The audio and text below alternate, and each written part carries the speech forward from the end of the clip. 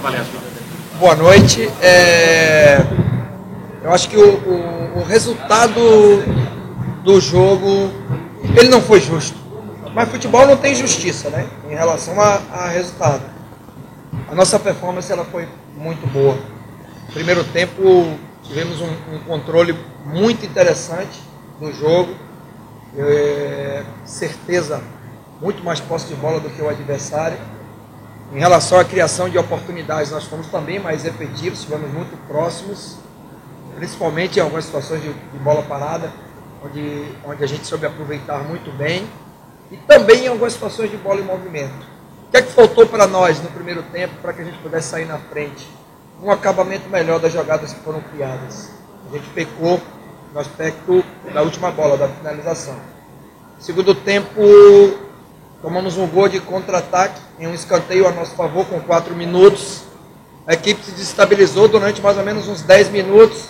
E nesses 10 minutos o adversário teve um controle, principalmente nas transições, já que a gente errava muito na saída. O time perdeu um pouco daquele controle que a gente estava tendo no primeiro tempo e passou a ceder, principalmente nas nossas saídas, muitos erros. E aí o adversário poderia, inclusive, nesse momento onde a gente desestabilizou, se tivesse aproveitado também um pouquinho melhor, ter feito o segundo gol.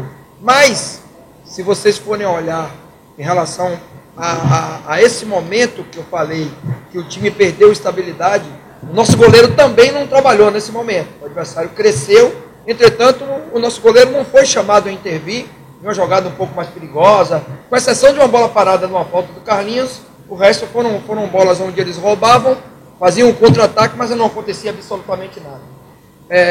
A partir de 20 minutos, principalmente com a entrada do Sanches, o time tomou o controle de novo do jogo, passou a criar algumas oportunidades e no final do jogo, a gente estava muito mais próximo de empatar do que o CSA, que nem chegava mais no nosso campo de ataque, apenas segurava o jogo, travava o jogo e esperava o tempo passar para poder manter a vantagem que eles fizeram de 1-0.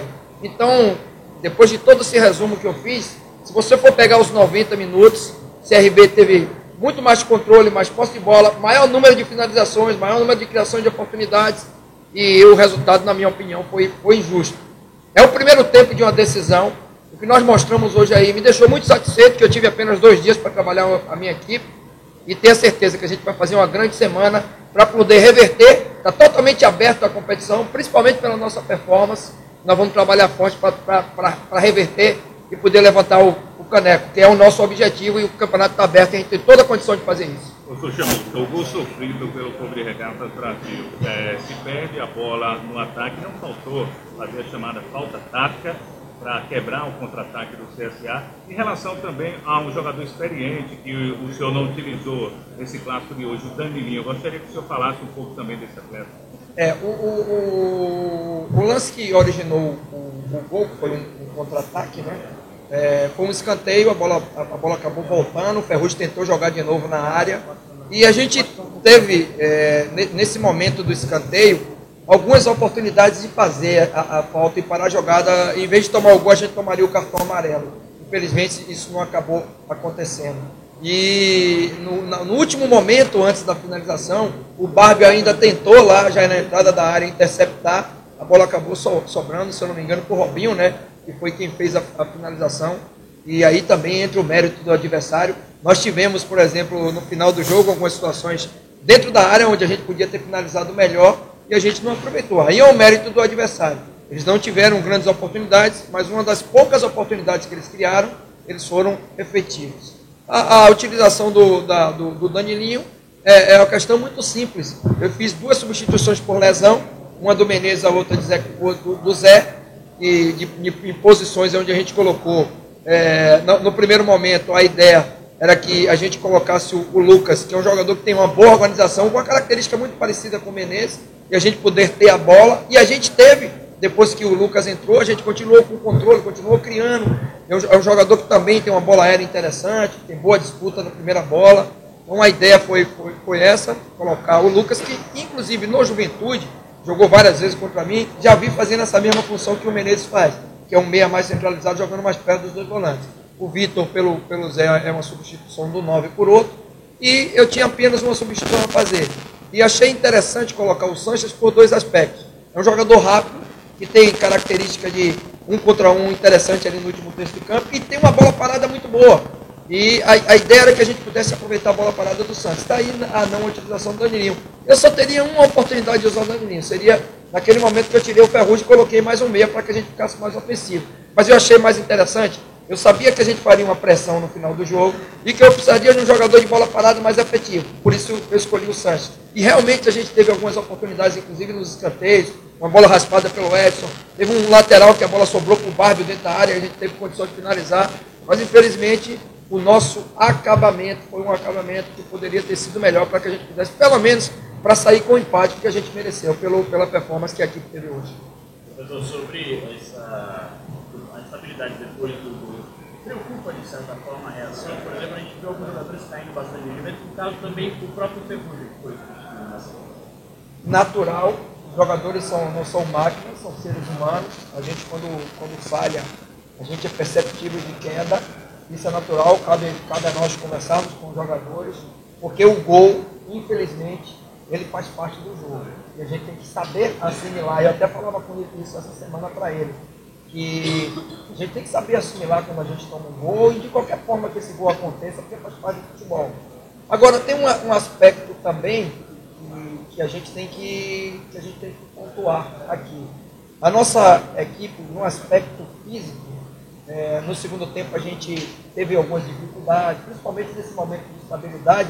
Só que, se você for olhar o calendário do CRB, nós tivemos um jogo na terça, uma decisão de Copa do Brasil, jogando na Fonte Nova, contra um time com investimento do Bahia, um jogo muito difícil, onde praticamente nós jogamos 90 minutos dentro do nosso campo defendendo, tomamos um gol faltando 2 minutos para acabar o jogo, viajamos na quarta, chegamos aqui, os jogadores acordaram às 5 horas da manhã, nós chegamos aqui meio-dia, e os jogadores se representaram na quinta, nós tivemos 2 dias úteis para preparar a equipe, e tenho certeza que o aspecto físico também pesa. Nosso adversário jogou no domingo, teve uma semana cheia para se preparar, apenas recuperando e treinando os jogadores. No próximo domingo, nós estaremos pau a pau com o adversário no aspecto físico. Estaremos na mesma condição, e tenho certeza que o time vai responder diferente. Professor, nós sabemos da qualidade dos atletas do Clube de Regatas do Brasil. E o senhor falou justamente nesse último passe, essa finalização. No acabamento, eu falo essa palavra, acabamento. Qual a dificuldade justamente desses atletas nesse último passe? É uma dificuldade que, inclusive na coletiva de pré-jogo, quando vocês me entrevistaram, eu lembro que vocês deram muita ênfase aos números, né? O que a gente tem que sustenta uma convicção, um ponto de vista? É a estatística. E a estatística mostra que o CRB hoje é uma equipe que tem uma dificuldade.